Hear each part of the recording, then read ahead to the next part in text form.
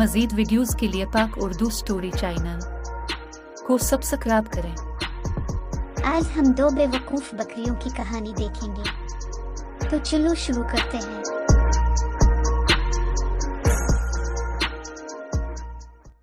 एक गांव के पास एक नहर बहती थी। इस नहर पर एक लकड़ी का पुल था। वो कम चौड़ा था।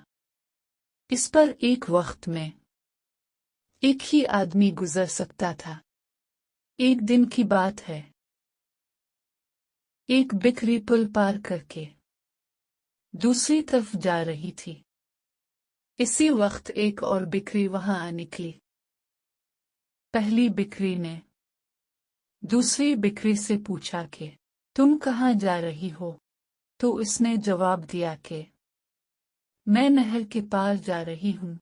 दूसरी बिक्री ने पहली बिक्री से पूछा कि तुम कहाँ जा रही हो? उसने जवाब दिया कि मैं अपने गांव जा रही हूँ। तो पहली बिक्री ने कहा कि मैं पहले जाती हूँ, फिर तुम मेरे पीछे आ जाना। तो दूसरी बिक्री कहती है कि पहले मैं जाऊंगी, मैं क्यों तुम्हारे पीछे आऊं? तू मैं करते करते दोनों लड़ने लगी। फिर दोनों बकरियां नहर में गिरकर मर गई।